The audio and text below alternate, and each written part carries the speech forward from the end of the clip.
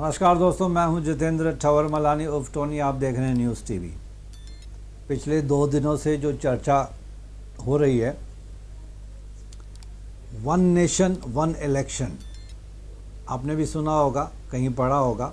काफ़ी न्यूज़ में ये चर्चा चल रही है, सोशल मीडिया पे, each and every news channel पे आजकल यही डिबेट्स एंड चर्चा होती रही है। One nation one election is proposed by existing BJP सरकार।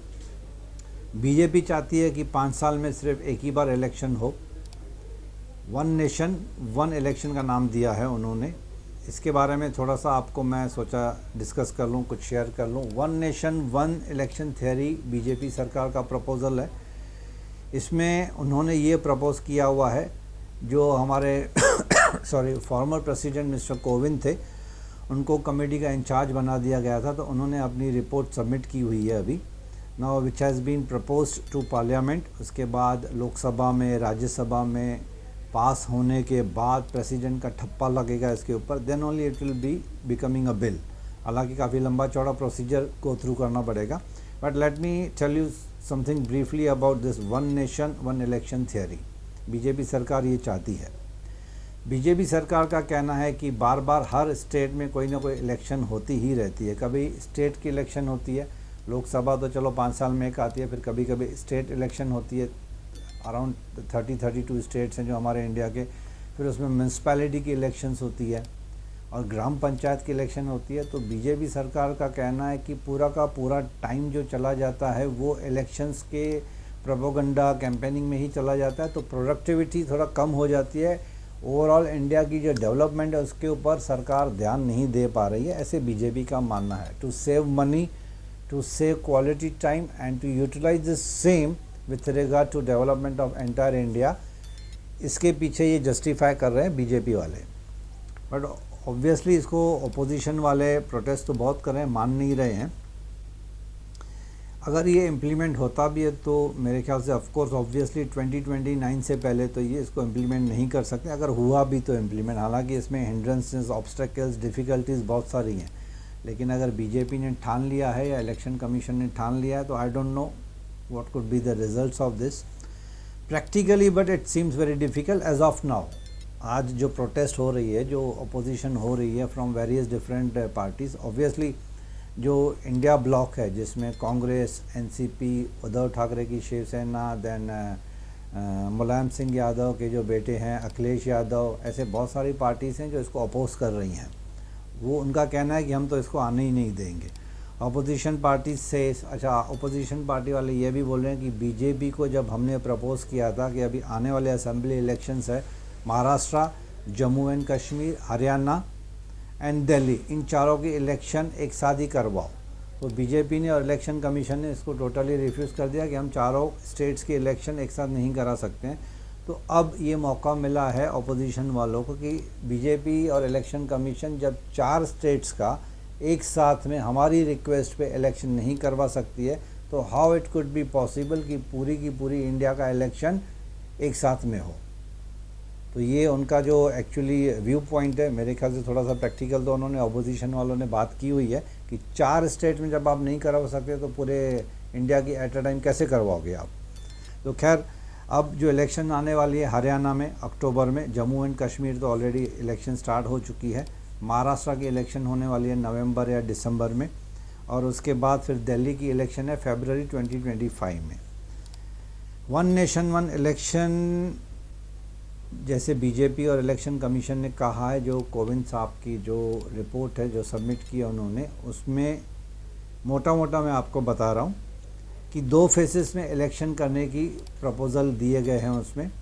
एक तो लोकसभा और राज्यसभा, ये 2 इलेक्शन एट अ टाइम होगी फ़ेज़ 1 में। फ़ेज़ 2 में रहेगा म्यूनसिपैलिटी की यानी कि कॉरपोरेशंस की इलेक्शन और पंचायत की इलेक्शन, ग्राम पंचायत या विलेजेस में होती हैं। आई रिपीट, 2 फेज़ में इलेक्शन प्रपोज की गई हैं one nation one election theory में। फर्स्ट फेज़ में Lok Sabha election along with Rajya Sabha assembly election जो हर स्टेट में होती है। सेकेंड फेज़ में 1-2-3 महीने के बाद सेकेंड फेज़ में कॉरपोरेशन यानी कि लोकल बॉडी म्यूनसिपैलिटीज़ की इलेक्शन और अलॉन्ग विथ ग्राम पंचायत, पंचायत की इलेक्शंस। बीजेपी जैसे बार बार बोल रहे कि पैसा बचेगा, टाइम बचेगा, कैंपेनिंग में जो क्वालिटी टाइम अननेसेसरली चला जाता है, सब मिनिस्टर्स और ये इसमें कैंपेनिंग में लग जाते हैं, तो वो same time it can be utilised for development of a nation, ऐसे बीजेपी की थियोरी है। To concentrate more on overall development. लेकिन प्रैक्टिकली देखा जाए तो कॉन्स्टिट्यूशन ऑफ इंडिया, जब इंडिया और पाकिस्तान आज़ाद हुए थे तो उसमें कॉन्स्टिट्यूशन में जो अमेंडमेंट्स करनी पड़ेंगी अभी, वो प्रैक्टिकली बहुत डिफ़िकल्ट है, बिकॉज कॉन्स्टिट्यूशन में अमेंडमेंट लाना, बिल पास करना, उनको 3/4 मेजॉरिटी चाहिए, जो कि अब बीजेपी के पास नहीं है। लोकसभा में अब जो बीजेपी गेंड ओनली 240 सीट्स, तो अब मेजॉरिटी 3/4 तो बीजेपी के पास है नहीं, तो they have to convince the opposition parties, basically जो मेजर पार्टीज़ अपोजिशन में बैठी हुए हैं, कांग्रेस, एनसीपी और शिवसेना की, उद्धव ठाकरे की, तो इनको कन्विंस करना मुझे नहीं लगता इतना प्रैक्टिकली फिजिबल है बीजेपी के लिए। तो this is going to be obviously लंबा चौड़ा प्रोसीजर रहेगा। क्यों? क्योंकि अच्छा, अपोजिशन वालों का ये भी कहना है कि one nation one theory BJP जानबूझ के चाहती है, because they want to go for a centralised power. BJP ने अगर इस बात को कन्विंस कर लिया कि अगर वन नेशन वन इलेक्शन की थियरी को पास करवा लिया, बिकॉज उनके पीछे उनका एक ही मोटिव है कि पूरा सेंट्रलाइज्ड पावर बीजेपी के हाथ में रहेगा। बट प्रैक्टिकली जैसे मैंने आपको बताया, bill has to be passed in Lok Sabha, Rajya Sabha, finally it has to be approved by the president of India, जो कि इस वक्त एज ऑफ नाउ थोड़ा डिफ़िकल्ट लग रहा है, प्रैक्टिकली पॉसिबल नहीं लग रहा है, क्योंकि 3/4 मेजॉरिटी बीजेपी की नहीं है। खैर एनी हाउ, अगर बीजेपी ने ठान लिया है तो हो सकता है काफ़ी मूवमेंट हो सकती है, अंदर से क्या जुगाड़ प्ले करेंगे। But again I am telling it's going to be a very long procedure, इतनी आसान नहीं है। अब जनता को भी तो सोचना है कि इसमें जनता का फ़ायदा होगा, नुकसान होगा, क्या होगा।